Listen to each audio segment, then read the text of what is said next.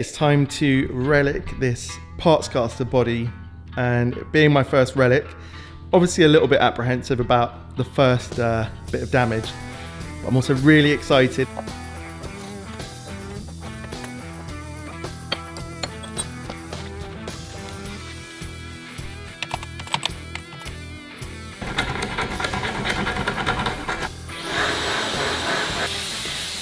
If you haven't followed the first part of this series, then under this pink is another colour that we're going to expose in the relicing process. So I don't even know what that colour is, the painter did it. What I've got here is my favourite examples of relic work, from a really heavy one to a medium.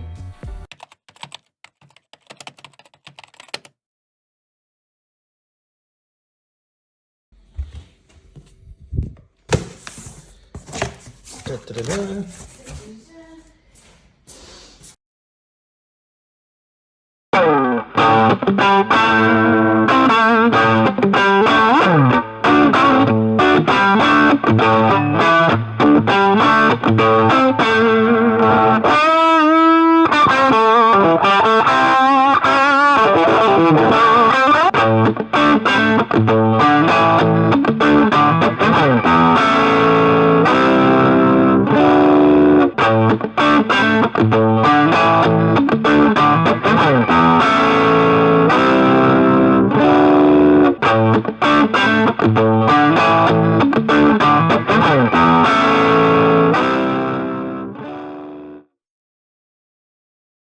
Okay, is it possible that my first relic job is not going to come out looking like these master built ones?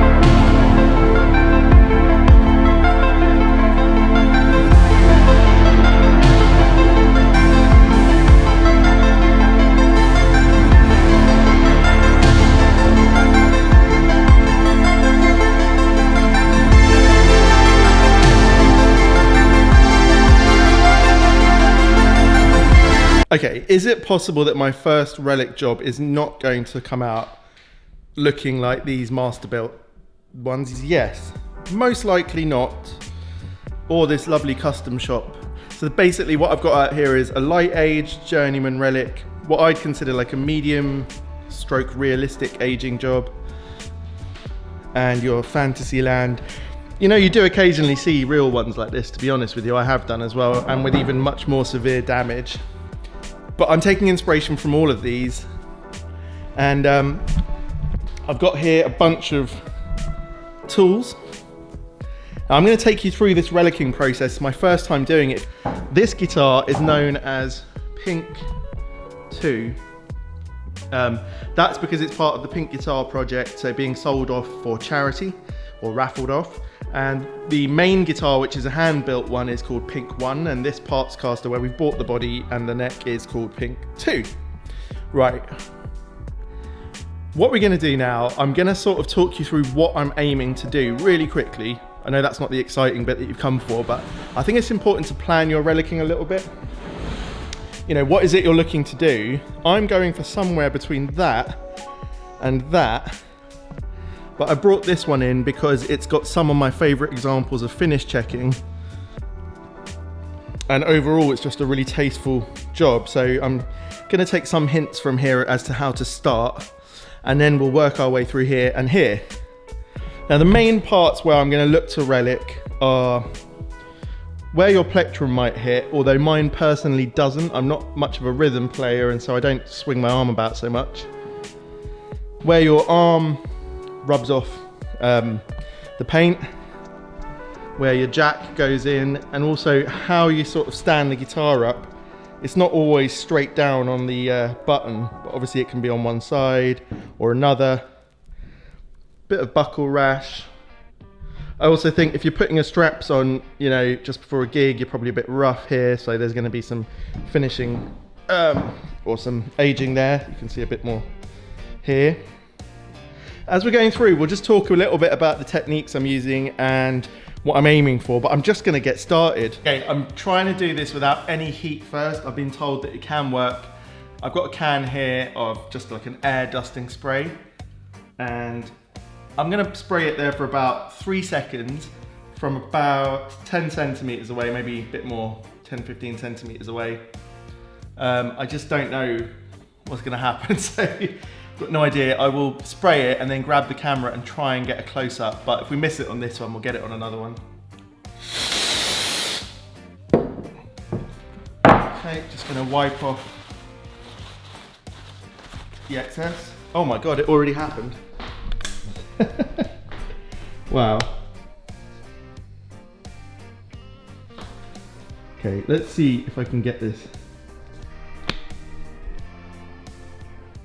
This is not going to be easy to capture on here. There you go. You can just see that. It's really not easy to see.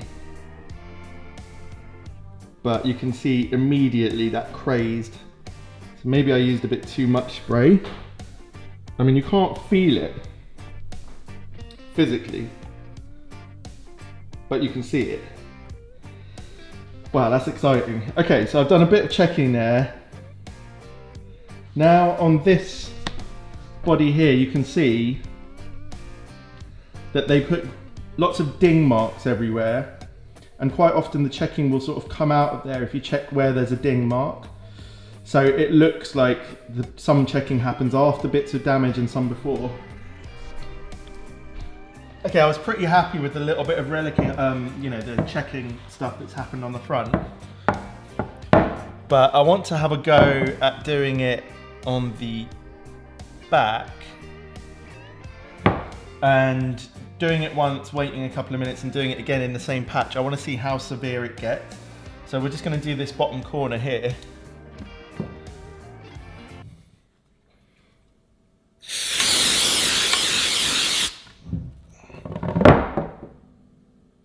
I can't hear any cracking, but it might have happened while I was spraying. Yeah, that's definitely worked. Before I get any sort of great image on the camera, I might have to get a little bit of some sort of stain. If any of these checks open up, you can get a little bit of colour into them, but that's a later part of the process. As I said, I'm going to do a second bit on the back.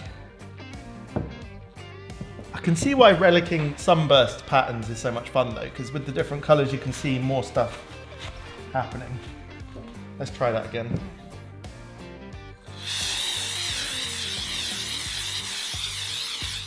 Oh, I definitely heard a crack there. You probably couldn't with the spraying happening. Yeah, that looks nice. Still can't feel anything through here.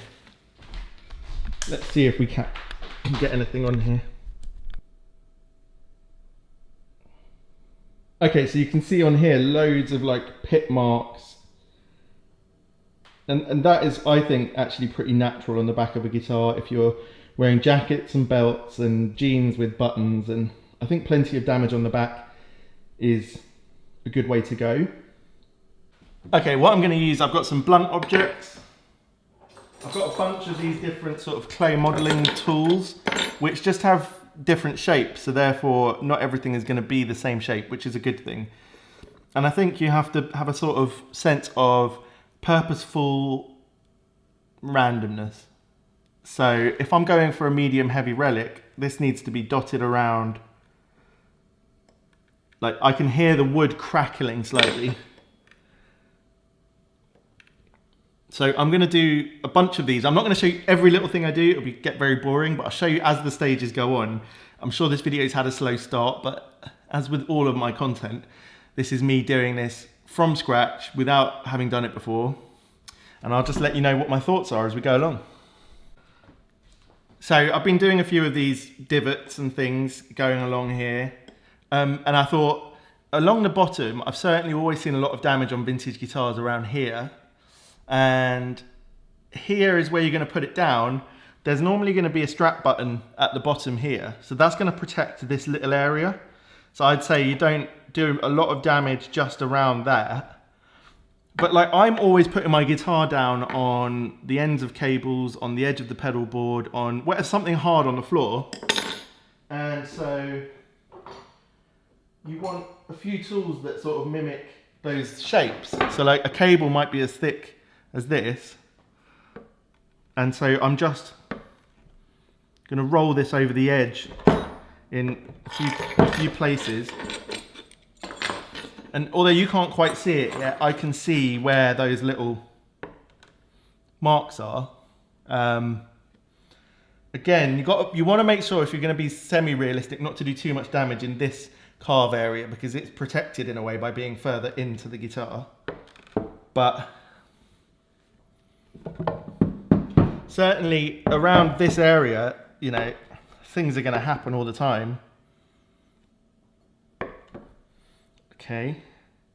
It's always a question not going too far, but then not being scared to go far enough. You know, you've got to go far enough. I'll show you in a sec what sort of level of dent I'm putting in here. And again, like around here where the strap is going to go, I think, you know, you're going to bang this. So I want to, you know, give it a few dings.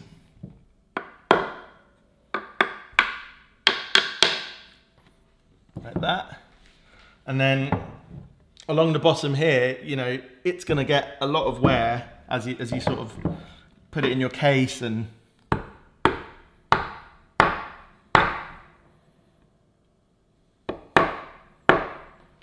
if you use something that's got a slight pattern to it, because not everything in the world is completely smooth either, so I'm using one of these other guitars here for reference, so that's quite useful. Just keep changing between different tools because, you know, nothing is going to be so uniform out there in the real world. So I've got this file that I might use for like crowning frets. That's got like little smooth edges. I'm going to put you right up to here so you can hear the wood sort of crunching.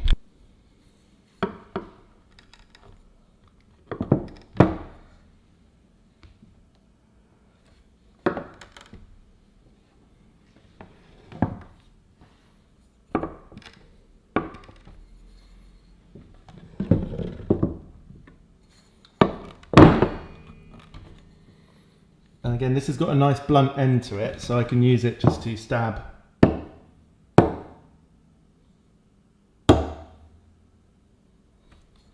And then I'm sure if you had a belt buckle, there'd be places where you'd get loads of damage, you know, in one place.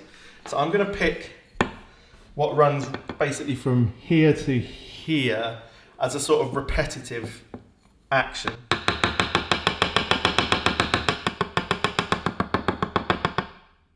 So there's quite a lot of nice bits of damage there now. Because, you know, if I'm wearing a belt buckle, it's going to go, or a jacket that I wear a lot of the time, or anything.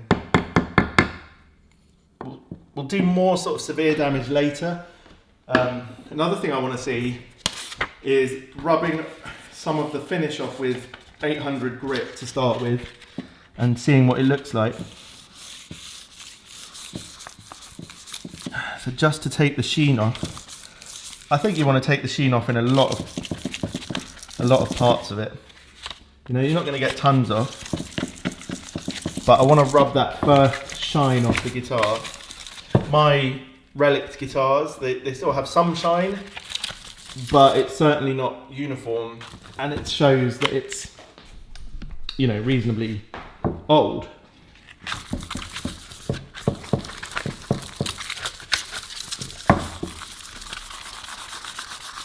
Again, in this place where I'm talking about having a belt buckle or something else that's giving it this repetitive hitting, we want to start taking this down a bit. So where my hands are going to touch a lot, here, where the strap lock is going to be here, my hands are going to be around here a lot, so I want to rub this. And the strap lock's going to be, you know, bashing around here.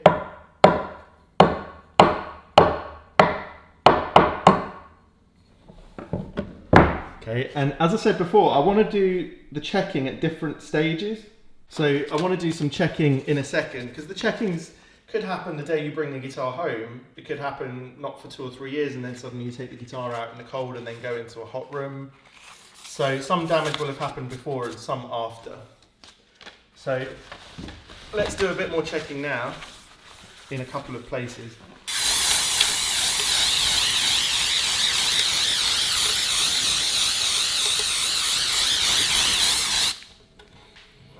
I had a lot of cracking there. And the thing is, your lacquer could crack again. So then we'll make damage, and then I'll probably check a little bit more. So I'm just trying to see how thick this, or how deep the checking's gone. I might go for it again straight away. It can self-repair sometimes.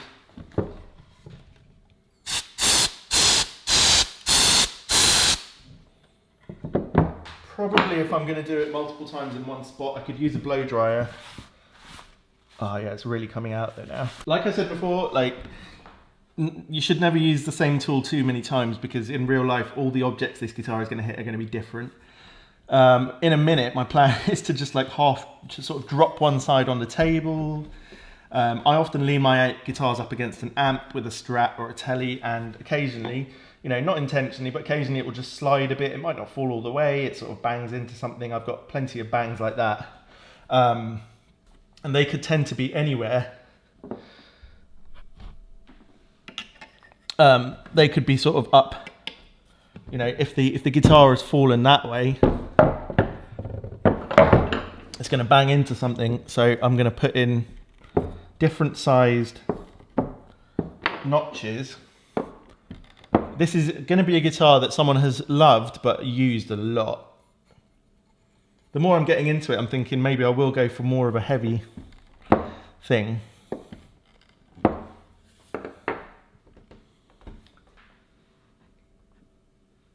I think it's time to just finish putting the blunt sort of dents I want to do in, and then doing more cracking.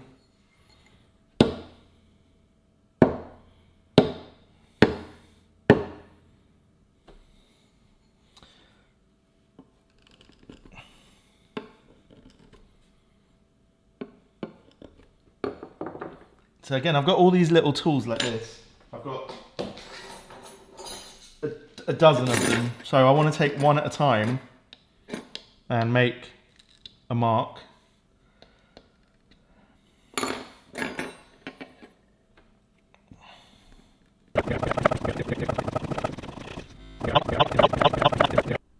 As I said, there's going to be another colour under here, and just as I'm sanding, I'm starting to find something. I don't think it's going to be a light colour. You can just see the shadow of a colour under there. I want to give it this sort of edge, except I want the secondary colour to come through quite a lot, so I don't want to be too heavy-handed. I'm going to keep working gently on this edge, this part here where the carve is. And again, this edge down here would get damage. Up and around here, here, and some along the bottom.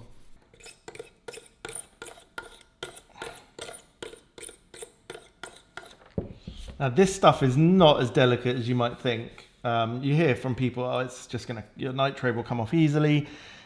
It could take years to come off, and it doesn't happen as a uniform process. So definitely need to be careful about how gradually it looks like it's coming off. I don't like it when it looks too, like it abruptly stops, too uniform, because it shouldn't be uniform.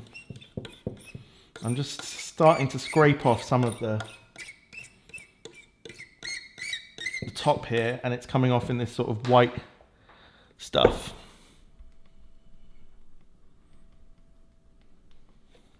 Okay, I think we're definitely starting to see some sort of colour here. I had this suspicion because you can see a little bit of something dark here, but I think we could be looking at blue of some sort. Can't wait to get a bit further. The problem is he's been able to do the coat so thin that they're both going to come off together in a lot of places. So I'm going to try and be delicate at the edges just to show that colour a bit more.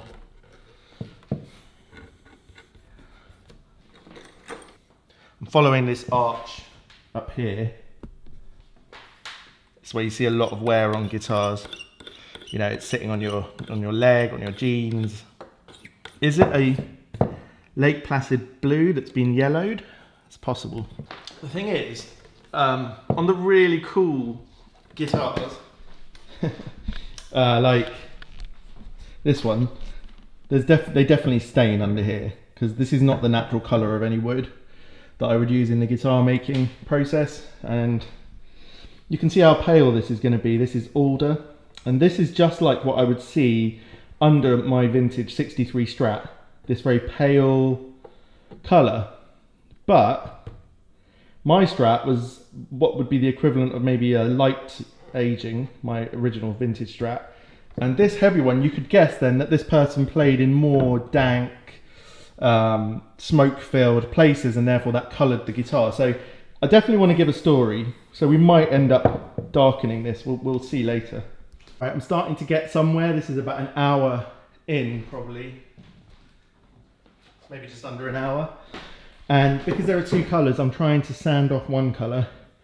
And you can see the other colours just coming through. Can't tell what it is yet. Okay, I'm definitely at the point of no return. Really enjoying this, actually. Making these sort of like little decisions as to how far you go. And I think, you know, it's looking all right. I'm sort of aiming at this. I think I'd go for a lighter stain because it might suit the pink better. But I'm starting to get to the point where I don't want to take off too much more paint. I think it can go in more here, but I like how jagged this is. It's interesting how the paint stays on and where it comes off, and how you can sand the edges to make it look like it's melted into the wood. And I could see this becoming a fun thing to do on lots of guitars, to be honest. But I've got to keep going. There's still a lot to do. This is a colour that makes it harder. You know, on this you can see so much. I need to make some gouges that will then take some stain as well. Like a deep gouge like that looks really realistic, I think. Once you've gone this far, then you have to finish the job off properly. Like someone whose guitar has started to age this much, yeah, of course you could be capturing it at a moment halfway through, but look, I mean, I love this aging from Ron Thorne here. And so to get the detail across, you have to get loads of bits. Otherwise, it just looks half done. So now I've got to this stage, I need to be level-headed, but I need to make sure that things flow well. Like here, you can see how the paint has started to wear before it's chipping off. So like, I want to make sure I sand this into a gradient, which I'm starting to do here, like through the paint, but not all the way. And then it will meet the damage. I often actually don't use my back plate. For whatever reason, it makes string changing easier, etc. So I'm not sure if I'm going to let the damage come inside this rectangle or not. We'll see. I do think that a light wood dye would be not lighter than this wood. I mean, making it a bit darker, possibly not as dark as that. You can see on this one, it's not supposed to look as old, so where it's got damaged is not actually got darker yet. So I quite like that as well. for anyone who's wondering, this is probably over 2 hours work, between 2 and 2.5 hours. Obviously, it's the first time I'm doing it, but I haven't been hesitant. So this is not a quick job, you know. Obviously, once you've done it loads of times and you're confident, you can do it more quickly. I'm just starting to see the edge of something. There's some sort of pale colour. I was expecting this blue to come through, but that is apparently buffing compound. And so where it's showing through can be buffing compound. But I'm using some pretty fine grits of paper now and just sort of catching the edges of this whitey, slightly off-white colour. But as we get more out, I'll end up asking the painter what the name of the colour is. Anyway, I'm pretty happy with this so far. I was working based on this. I haven't gone quite as dramatic yet, and I'm definitely going to stain the wood.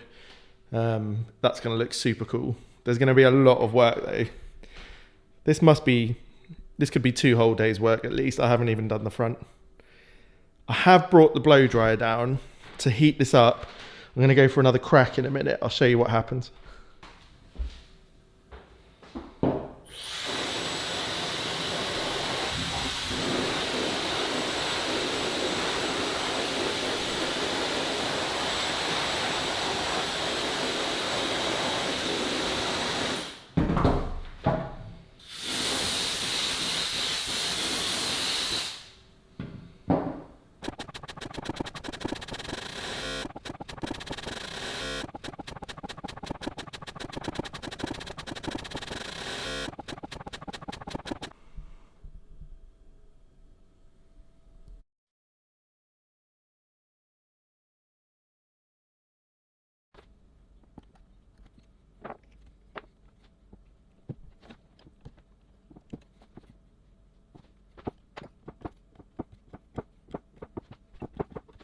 So I'm just thinking about where I want to do the stuff on the front. I really like this corner. So I'm not going to take off as much, but I'm going to do a fair bit of damage down here. This one will be somewhat like this. I'm not going to take off as much, and I want to have an area where the pink has rubbed through and the other colour, which, by the way, we have figured out.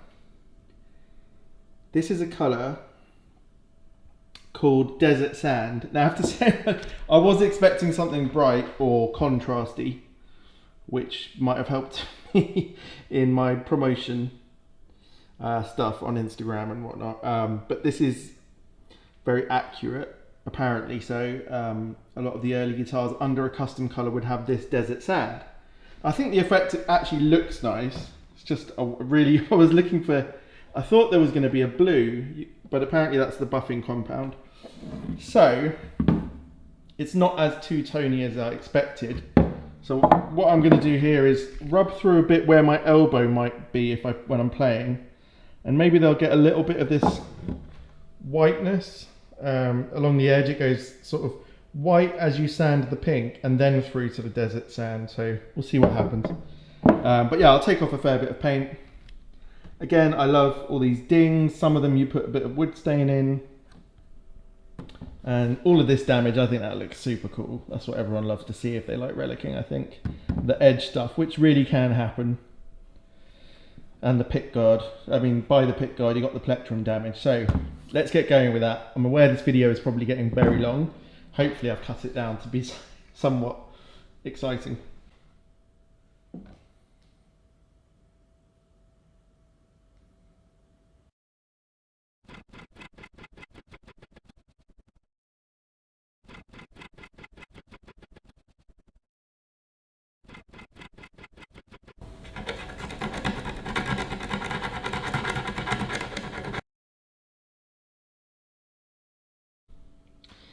You definitely get to a point where you're starting to think, okay, can I go any further?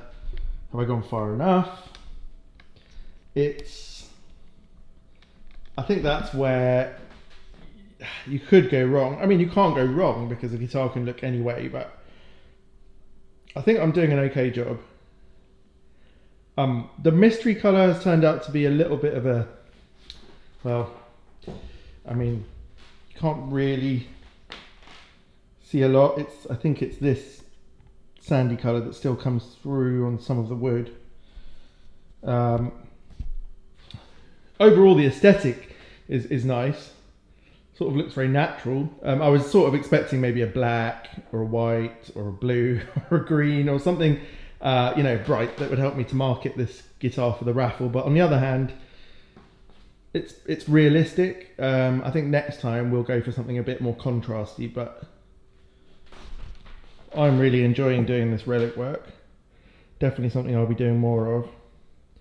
I mean, it seems to, with these 3-tone bursts, it seems to work so beautifully. I think because there's different colours going on already, just adds more to the texture and everything. With this, I think it is really cool. I want to darken this wood once it's dried, because there's a bit of wet sanding here. What I'm going to do now quickly is, I have the jack plate and the pick guard, just so I can make sure I'm getting it in the right sorts of places. I think that's pretty cool how that's worked out. I want to get a fair bit of damage here. I think that will give it more symmetry with this side, and it will look, at the moment it's like, how could it get this damaged and then this is sort of pristine. So let's work on that. Well, I think in terms of removal, we might be getting there. Like, I've done plenty of damage. I haven't gone as far as that. I think this looks pretty realistic, you know. You started missing the jack, and then over time it's peeled off a bit. You see, in some of these places, you want to sort of fuse the wood and the paint back together by lots of fine sanding, because your arm is going to rub over here constantly. But that wouldn't make sense over here. This needs to look a bit more brittle, because my hand is not going to be rubbing over that all the time. Same here. So you've got to be careful about the details at that point.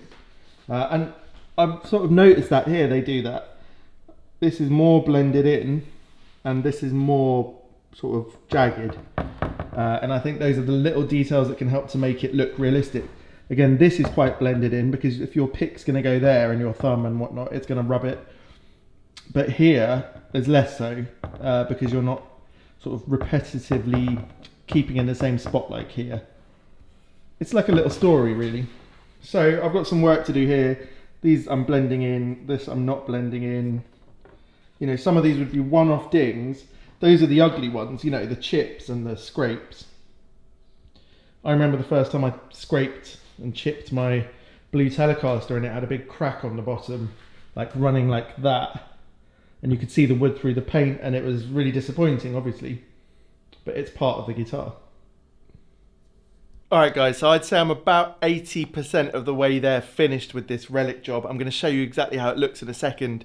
And I'm going to complete it in small parts over the next few videos, the wiring video and the setup video. I'll do a bit more relicing work, bit of the staining that I talked about, just finishing up little touches, maybe aging some of the metal parts. I haven't had time to finish all of the relicing this week, but I think I'm pretty happy with it actually. I like the way it looks. I think for my first time I've learned a lot. I would definitely do this again, make my own parts casters. One cool thing, I was chatting with a friend just now, is to find a neck that you really like and then change bodies. You know, when you get that feeling of gas, sometimes you just want something to change. Often you would buy a pedal or whatever, but if you had a couple of different color bodies or different relic styles or pickups or whatever, you could change them around, and that's something I've been thinking would be really great. So let's have a quick look. Okay, so this is what I've got to. You'll see there's loads of checking. It works really well, and I've tried to make the edges look imperfect, as they might do in real life, as opposed to too much just sanded. There's a bit of blending in some areas where I feel like your arm would be more, but I've still left it in a way that the paint just flakes off naturally. I've actually got a guitar which is flaking a lot, and it's unpredictable, and it just sort of comes off, you know, in little pieces here and there. The back, I'd say maybe I did a bit too much sanding, so next time I do one of these, I would do more chipping off than sanding. It looks okay. I think with some stain it will look better, and I might make this area a bit bigger and also get rid of a bit more of this just to make it balance a bit more. But otherwise happy. Let's see some close-ups. All right, I hope you found this one interesting. I was obviously concerned about whether this would turn out okay. I think it's okay. It's better than some relic jobs I've seen in the shops. It's probably not as good as the master built ones I showed you at the beginning. There's so much detail you could put in and think about, and over the next few videos I might show you a bit more if I try and just get it tweaked exactly as I want it.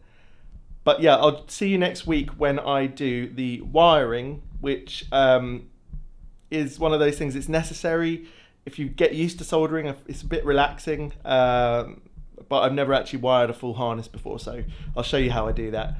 And we're getting closer step by step to this guitar being finished. Can't wait. But anyway, have a great weekend. And oh, lastly, I haven't mentioned this for a while. I've got this white protein pedal that I'll be giving away when I hit 7,500 subs. We're coming along there, but I've slowed down a lot on this channel recently because of, you know, helping my wife through her cancer treatment, which is what all this stuff is about, and I just haven't had as much time to do normal videos. So you see, you know, it's been stop and start, but that's just life. So it's been much slower. I could have probably hit 10k subs at the end of this year if I just carried on going full pelt all of this year, but it just hasn't worked out that way. But I really, you know, thank you all for watching and supporting me through this as well. It's great to have interaction with people and Instagram messages and whatnot, and if I haven't been able to reply to everyone, I'm sorry. But yeah, have a great weekend, and I'll see you. Oh, sorry. All you have to do to win that pedal is subscribe and comment anywhere in the world. I'll pick a name out of the hat, as I've done many times before. So yeah, it's a really amazing pedal. Right, see you next time.